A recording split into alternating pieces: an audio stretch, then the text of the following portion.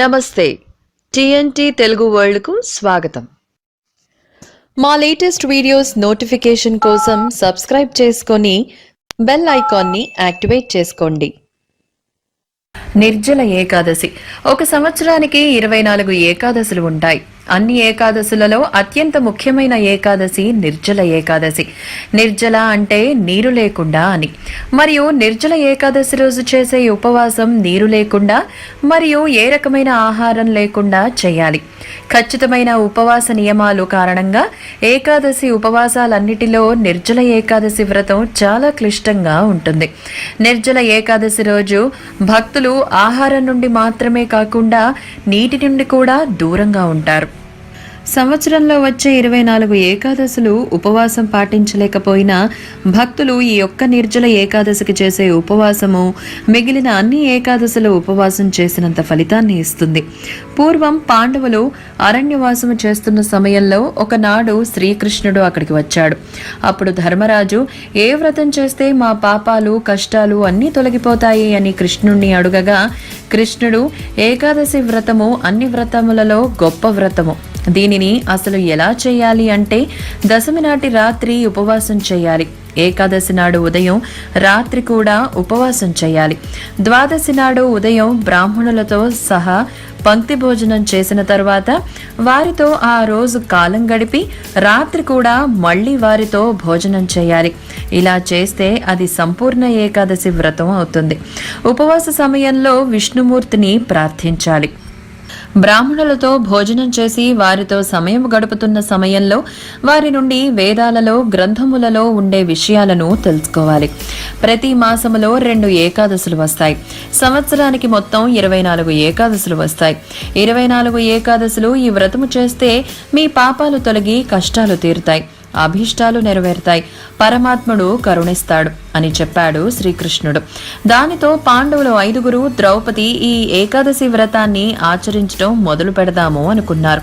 కానీ భీముడు వృకోదరుడు అంటే తోడేలకు ఎంత ఆకలి ఉంటుందో ఆయనకు అంత ఆకలి ఉంటుంది. భీముడు తప్ప మిగిలిన పాండవ సోదరులు మరియు ద్రౌపది అందరూ ఏకాదశి రోజు ఉపవాసం పాటించారు.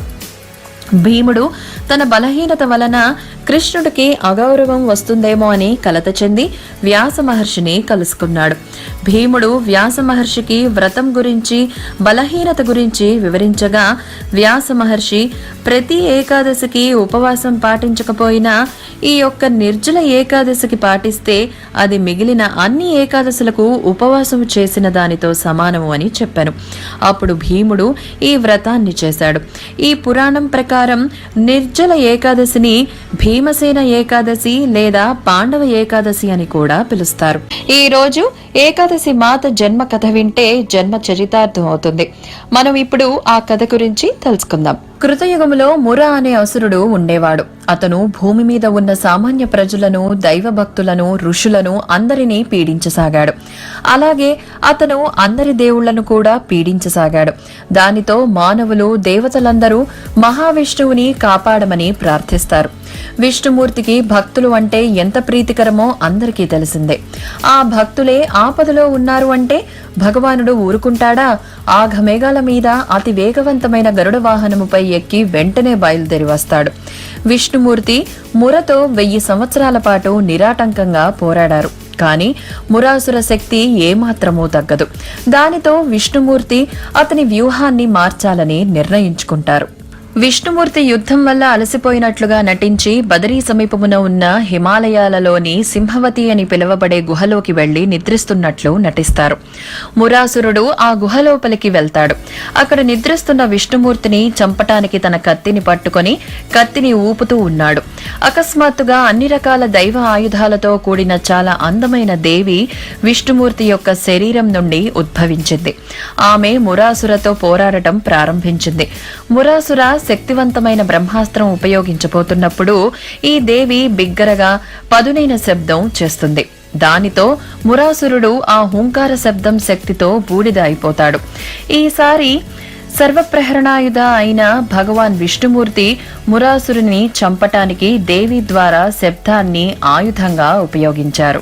ఈ శబ్దం విని మహావిష్ణువు నిద్రలేచి మురాసురుణ్ణి దేవి చంపటం చూశారు. ఏకాదశి అనే పేరుతో తన నుండి ఉద్భవించిన దేవిని భగవానుడు పిలిచాడు. విష్ణువు తన స్త్రీ శక్తి చేసిన గొప్ప పనికి సంతోషించి నీకు ఏ బహుమతి కావాలో కోరుకోమని అడిగాడు. అప్పుడు మాత ఇలా అడిగింది, స్వామి, ఎవరైతే నాకు ఉపవాసం పాటిస్తారో వారి యొక్క అన్ని రకాల పాపాలను తొలగించి వారికి మోక్షం కలిగేలా దీవించండి. అంతేకాక నేను అన్ని తీర్థయాత్రలలోనూ ధర్మ ధ్యానాలలోనూ ప్రాముఖ్యత కలిగిన దానినై భక్తులకు మోక్షం ప్రసాదించే శక్తి నాకు ఇవ్వమని కోరెను. విష్ణువు తదాస్తు అని ఆశీర్వదించెను. ఏకాదశి తిథి రోజున జన్మించినందున నిన్ను ఏకాదశిగా పిలుస్తారు. నీవు మానవులతోనే కాకుండా దేవుళ్లతో కూడా పూజించబడతావు. నిన్ను పూజించిన వారికి ప్రపంచంలోని అన్ని రకాల సుఖ సంతోషాలు, సిరి సంపదలు కలుగుతాయి మరియు జీవితానంతరం మోక్షం పొందుతారు అని విష్ణుమూర్తి పలికెను. ఇలాంటి వీడియోస్ కోసం మా ఛానల్ని సబ్స్క్రైబ్ చేసుకోండి. మా వీడియోస్ కనుక నచ్చినట్లయితే లైక్ అండ్ షేర్ చేయండి. ధన్యవాదములు.